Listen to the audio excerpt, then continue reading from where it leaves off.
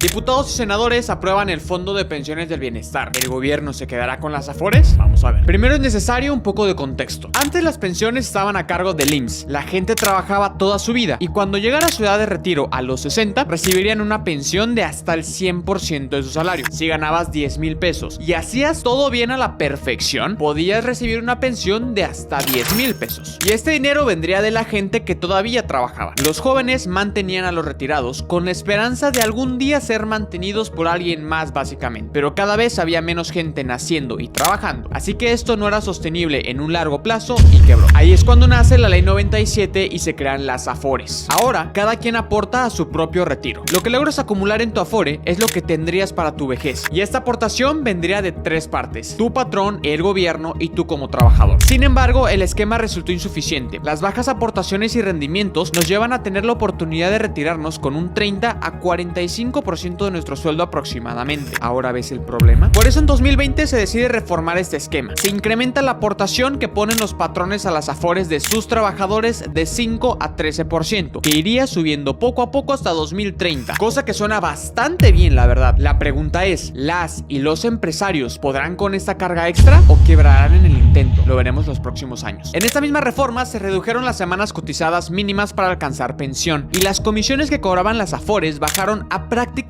la mitad, lo que provocaría que los trabajadores generen más ganancias en sus cuentas para el retiro. Este cambio en 2020 promete que te puedas retirar con hasta un 60% de tu sueldo aproximadamente. Un gran salto, pero todavía lejos del 100%. Y por eso llega esta última reforma en 2024, que la idea es que los trabajadores vuelvan a retirarse con hasta el 100% de su sueldo, siempre y cuando ganen como máximo el salario promedio mensual del IMSS, que son unos 16,000 pesos a día de hoy. Entonces, si al momento de retirarte ganabas 10,000 pesos, tu pensión sería de unos 6,000 pesos y te darían los otros 4,000 pesos. Así llegarías a tu 100% de pensión con esta nueva reforma. Pero si ganabas 20,000, por ejemplo, tu pensión sería de un 60% de tu sueldo, o sea 12,000, y te completarían 4,000, porque el tope son los 16,000 del salario promedio del IMSS. Digo, este salario promedio iría aumentando cada año, obviamente. Pero entonces no todos llegarán al 100% de pensión, porque además este apoyo será proporcional a las cotizaciones y condiciones de los trabajadores. Y la verdad es que yo creo que es una gran idea y suena muy bonito, pero aterrizando a la realidad, ¿de dónde saldrá este dinero para hacerlo posible? Principalmente de lo que creó toda esta polémica, del Fondo de Pensiones del Bienestar, que se dice serán unos 40,000 millones de pesos. Dinero que saldrá de las Afores inactivas de trabajadores mayores de 70 años en las subcuentas de cesantía y vivienda de Infonavit. Y como seguramente no será suficiente, se complementará con el INDEP y utilidades de proyectos como el AIFA o el Tren Maya. Y aquí es donde empieza a tambalear un poco todo, porque se han dicho muchísimas cosas sobre estos proyectos, que si nunca se va a recuperar la inversión, que se gastó mucho más de lo presupuestado, en fin, muchas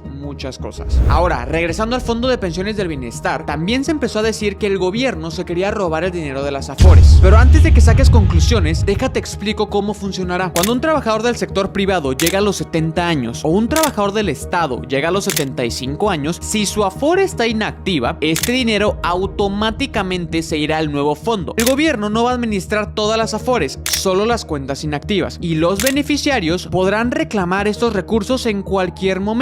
No es que se pierdan para siempre. Eso sí, habrá que ver qué tan fácil o no es conseguir este dinero. Pero del otro lado de la moneda, algunos expertos creen que este fondo es el primer paso para que las Afores privadas desaparezcan y se cree un organismo público, algo así como regresar a lo que ya vimos que no funcionó. Y todo esto causa incertidumbre sobre la carga extra que le podría poner a las finanzas públicas. Tal vez en un corto plazo no, pero eventualmente el país se endeudaría más, o tal vez tendrían que aumentarnos los impuestos para hacer esta reforma sostenible y viable. ¿Quién sabe realmente? Han salido demasiadas teorías. El esquema de las Afores no es malo, pero no es suficiente por sí solo para retirarte como mereces. Pero la ventaja que yo veo con las Afores es que al ser privadas, si no te gusta, te puedes ir a otras sin ningún tipo de problema. En cambio, si solo existe una opción, no hay a dónde moverte. Y llegamos a la siguiente pregunta: ¿es correcto usar el dinero de alguien más por la simple razón de que no lo está utilizando? Y cuando te lo pidan lo regresas, y si no te lo piden, pues no. Hay gente que sospecha que este dinero podrían usarlo para terminar algunos proyectos del actual gobierno. Digo, esta teoría viene porque históricamente ya sucedió en México. En la época de López Portillo, el dinero de las pensiones se gastó en compra de teatros, equipos de fútbol, centros nocturnos y mil cosas más. De momento todo esto no es oficial, pero seguramente lo será. Ya se aprobó en la Cámara de Diputados, en la de Senadores, y ahora se tiene que publicar en el Diario Oficial de la Federación para que entre en vigor, que seguramente se hará en las próximas semanas. Sin embargo, esto no terminará ahí, porque la oposición está lista para ir a la Suprema Corte de Justicia de la Nación para ver si pueden echar para atrás todo esto, porque ellos creen que tomar el dinero de las cuentas inactivas no es bueno para la gente. Ya vimos lo que está pasando y platicamos sobre las diferentes posturas que existen alrededor de este fondo de pensiones del bienestar. ¿Qué te puedo decir yo? Hay mucha incertidumbre alrededor de todo esto, y es un tema que no se puede tomar a la ligera. Estamos hablando de tu futuro, de tu yo viejito, de tu yo viejita, y podríamos quedarnos horas debatiendo si es justo o no, pero yo te recomendaría que te informes al respecto para que llegues a tus propias conclusiones y no te quedes con los brazos cruzados. Investiga en qué Afore estás, en Afore Web, Afore Móvil o Sartel.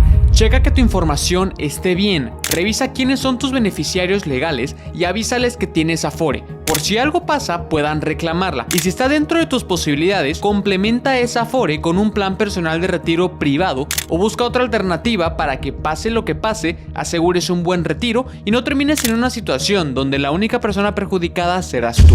Hay muchísima información al respecto y de ambas posturas, y me gustaría saber, ¿tú qué opinas? ¿Te parece que están haciendo bien o este fondo es un paso hacia atrás? Déjalo en los comentarios y no olvides seguirme para más finanzas personales y dinero.